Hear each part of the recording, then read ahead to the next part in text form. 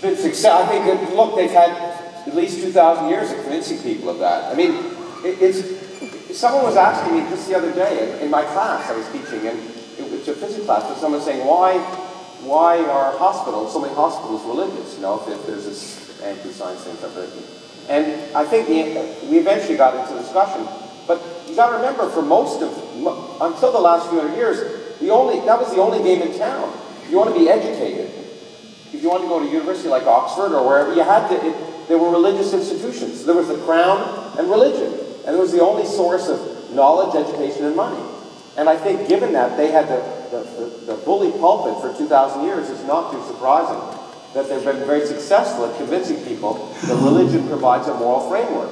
On the other hand, if you read the Bible, and I have good friends in Phoenix who've been talking to me a lot about the Old Testament lately, and I mean, it's the most obscenely immoral document you could possibly want to read. There's nothing moral about it. It's just awful. No one would want to live their lives by that document. It's full of genocidal criminals. And as someone who's brought up Jewish, I feel particularly offended because I was all told they were heroes until I actually read the stuff. So I just think they had control of the media for a long time, and it's effective. I don't know what you think. I mean, I agree with all of that, and in addition, if anybody thinks that the only reason to be good is because you'll please God if you're good and you'll offend God if you're not, what a terrible reason for being good. Apple polishing. It works. Yes. We're good. First, I want to say thanks for making San Diego one of your stops. I really appreciate it, guys. And then Thank you all for coming.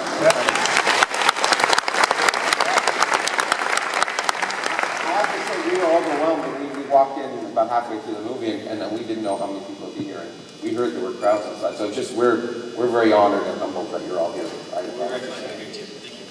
And first, a little preface. I try to engage with people of different religions about my beliefs versus their beliefs, and a lot of those people I consider friends. However, I feel like many of them, it doesn't matter what I say. At the end of the day, they will believe what they believe. And I would like to know your response to how to approach just interacting with these people as I go forward. Does that make sense? You want to start again? Or? Yeah. Well, I've had similar experience, but then I find it very hard to understand. The most extreme example I know is, I think it would be scientists who are perfectly respectable scientists doing good science. I mean, the most extreme example perhaps is an astronomer that I've heard about, an American professor of astronomy. This was told me by the Oxford professor of astronomy. He writes learned scientific papers in astronomical journals, mathematical papers, based upon the assumption that the universe is, whatever it is, 13.8 billion years old. These papers are accepted in the Journal of Astrophysics. He privately believes that the universe is only 6,000 years old. Something in his brain enables him to go into the lab, to go into the office and write these astronomical papers, at the same time believe something totally contradictory. Now, if there's a highly educated human mind that is capable of such doublethink, what hope have lesser brains like us, like me? I cannot understand how somebody can possibly entertain two totally contradictory thoughts, but that is evidence that it can be done. There's a geologist, a similar case, who is fully educated, well educated in geology, in paleontology, who believes that the world is only 6,000 years old. In his case, it's rather poignant. His name is Kurt Wise, and he wrote an article in a book, I think it's called Just 6 Days or something like that. And he describes how he was in a conflict between his religious upbringing and his scientific education. He was educated at the University of Chicago and at Harvard. And he recognized the conflict with his religious upbringing, and he said he took a pair of scissors and he went right through the Bible, cutting out all the verses that would have to go if he accepted the scientific worldview. And he said at the end of this, there was so little left of Holy Scripture that that it fell apart. And then he said, that night, in great sorrow, I tossed into the flames, and I thought he was going to say, I tossed into the flames the remains of Scripture, but no, I tossed into the flames all my hopes and desires of becoming a teacher of science. He said, here I must stand. If all the evidence in the universe pointed to an old universe, I would be the first to admit it, but I would still be a young earth creationist because that is what Holy Scripture teaches. Once again, this utter doublethink, the same mind holding these two contradictory things. It seems that the human mind is capable of this. I simply just don't get it. Well, that's because you live in Oxford, partly. But I think that, I think, you know, people, most of us, I actually think, do hold many contradictory notions at the same time. We're not purely rational people. But I think... Why not? Well, but I think that when you talk about talking to friends, I think there's a few things. And I'm sure I get accused of it, and probably Richard does, but one can see patronizing. I think you have to respect the fact, as Richard has pointed out, they're intelligent people. Having ridiculous beliefs doesn't mean you're stupid. It means one of many reasons why you can have ridiculous beliefs, and all of us may have ridiculous beliefs in certain areas. I mean, some people here may be Republicans, for example.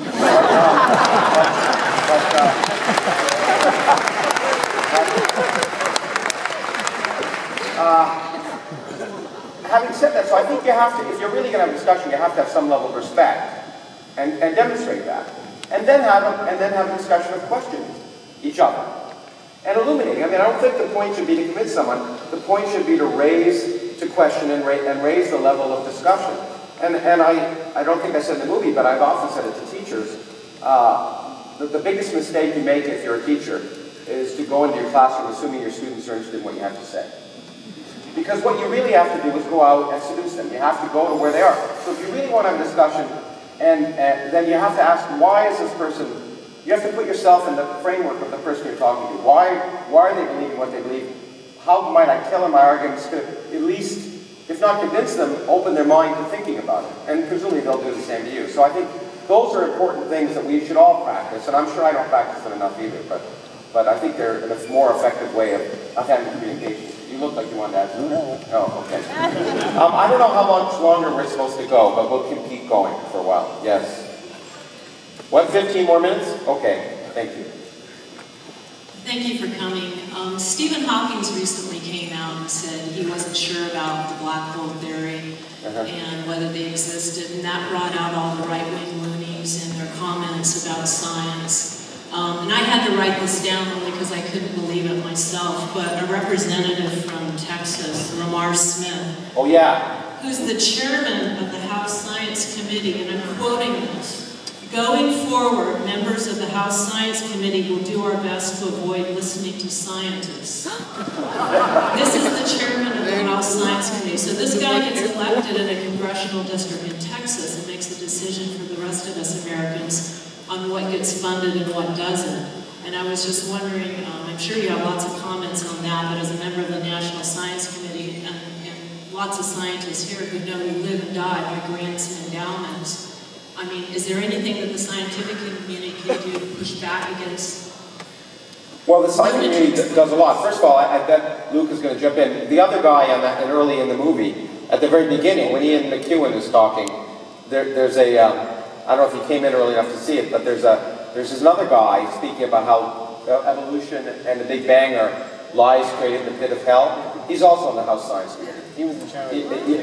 He wasn't the chairman, but he's on that. But Lamar Smith's been a chairman for a while. But it is very unfortunate, and in fact, Lamar Smith is also, a creationist. But the scientific community works very hard, and I've gone to Congress and as members of as a physicist, members of the American Physical Society, to try and work with Congress. And I will say, my personal experience has often given me more faith, because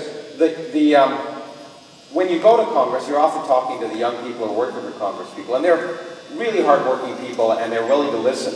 But it is a real problem, and I think we have to, just as we have to create a barrier between church and state, we have to create a barrier between politics and science. And that barrier, that's one of the reasons I, have gotten involved in that debate for a long time, because it was really bad during the Bush years, but there's still issues during the Obama years where politicians get in the way of scientists just giving information. And in democracy, we don't want scientists to be leaders. We don't want scientists to make the decisions. But what we have to do is, if you're going to make sound public policy, it has to be based on empirical evidence. And so it's the obligation of the scientific community to provide that evidence. It's the obligation for them to provide it to the politicians as well as to the public, so you can make informed decisions. Otherwise, a democracy doesn't work. And we have to speak out very strongly and there are times when politicians then, like those guys, get in the way of science. For the most part, they're preaching, I think, to their choir. When Lamar Smith speaks, I think he's preaching to the people who are electing him, and he doesn't infringe so you got to understand what politicians are doing. They're two-faced for a reason. Yeah? Hi. Is the mic working? Yes. Yeah, hi. I'm a graduate student here, and I'm from Saudi Arabia, and I'm an unbeliever myself.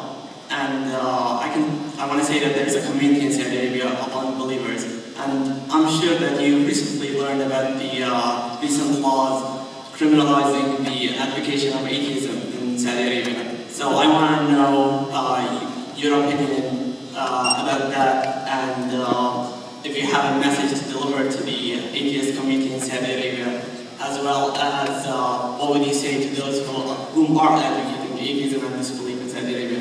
Thank you. Are you from Saudi Arabia yourself? Yes, I am. Yeah, I mean, I think the message, we both spoke to the Council of Ex-Muslims in England, and first thing I'd say is, you're a lot braver. I mean, we're just talking. The people there are risking their lives by just saying the truth, or even asking questions. And I just sent a tweet out today, and I've written to you. I mean, Saudi Arabia, it's disgusting that they're our ally, right? They're a barbaric, backward country, and as you know today, atheism was classified as terrorism in Saudi Arabia. It was officially classified, so being an atheist is being a terrorist. And this is a country that produced most of the terrorists, at least that attacked on 2011. I just have to say is that, I admire people with courage to risk their lives for this, and on the other hand, my own feeling is that it's better to work to try and educate and be alive than proclaim something and be killed. I don't think any idea is worth dying for, in my opinion. I think it's better to work surreptitiously, to work towards the educational system, and if that means not pronouncing your atheism, that's fine, because once you educate people, then eventually, in my opinion, religion goes by the wayside in the long run. I don't know whether you want to. Yes, I think Saudi Arabia is a terrible object lesson in what happens when religion is allowed to interfere in politics, and it's an extreme case, but it's an advertisement for why all countries should have secular government. It doesn't matter how religious people are, they shouldn't allow their religion to interfere with political decisions. And Saudi Arabia is an extreme case, but there are less extreme cases, and any country is vulnerable to the danger of becoming a bit like, nothing like as bad, of course, but there are tendencies, even in this country, towards attempting to allow religion to interfere with political decisions, as we heard in the previous question about the member of the Science Committee from Texas. So we should regard Saudi Arabia as a terrible object lesson, and Iran, and Pakistan, and Afghanistan as well. And I've gotten in trouble, but in my opinion, there are people in this country, the people who would rather their kids not learn evolution in schools are a mild version, but very similar to the Taliban, in my opinion. Because they'd rather their kids be ignorant than the threat that they might lose their faith. And it's terrible. And it's not just atheism. We just saw a movie the other day by the first female Saudi film director called Wajida, about a young girl, and it's terrifying. I mean, it's a heartwarming story, but if you're a woman, if you're a woman in Saudi Arabia, it's like an eternal lifetime of being in prison, and it's just disgusting. Yeah. I want to echo what everybody's saying about we appreciate your presence and thanks for the film and everything. You're not going to know the exact answer to this question, but I'm very interested in your answer. It's an amalgamation of a fun question and a serious one. Going back a couple million years, our species and the modifications that we see in ourselves right now as far as the physical modification changes. In your opinion, what would you say in 2 million years or 3 million years, how we might modify physically, if at all, anything? And like I said, I just appreciate your point of view on it. Secondly, this is for Professor Dawkins. Where do you get your ties? The second one, my wife Lala Ward paints my ties. They're all hand painted on white ties. So they're a unique one. On the first question, looking forward 2 or 3 million years, if you look backward 2 or 3 million years, what you see is something like a chimpanzee on its hind legs. So our ancestors of 3 million years ago would have been members of the genus Australopithecus, and they had a brain about the same size as a chimpanzee, but they walked on their hind legs. So the dominant trend during that time has been for the brain to blow up like a balloon. So the question I suppose you're asking would be, would that trend or something similar carry on into the future? Will we have in 3 million years' time great big huge brains like the Mekong? I don't know whether you have that in this country. It's sort of science fiction. Reflect that in order for that to happen, it has to happen by natural selection of genes. What's happened during the past 3 million years, on average, in order to produce the increase in brain size, is that the brainiest individuals have been the ones who've had the most children. Let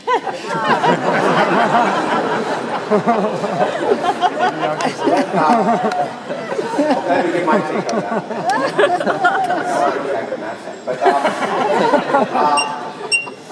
First of all, I think one of the things, in fact, Richard said in the movie, evolution natural selection can't plan for the future. So it's not as if there's a direction, I think. I mean, maybe you'll think that we're the ultimate, that somehow we're the natural selection has led inevitably to us, and I don't think that's true in any case. There's no evidence of that. So it's hard to say what's going to happen. And as far as predicting the future, I make it a point not to predict the future for anything less than 2 trillion years.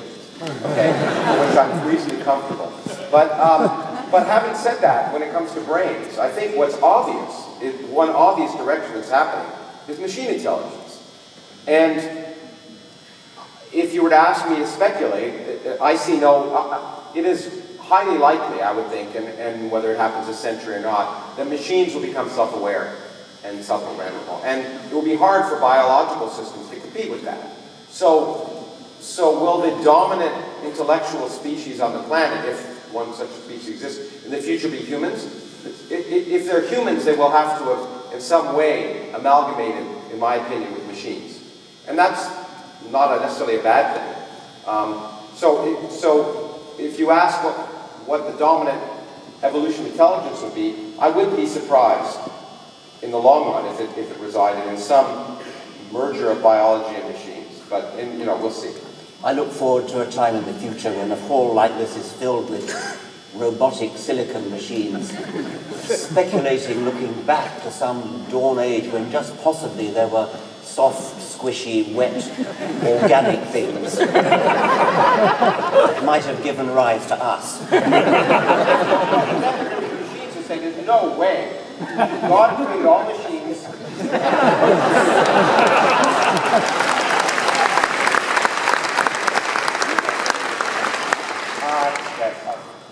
Being born and raised in a Mormon household meant that in high school I had to hide my copy of the God Delusion.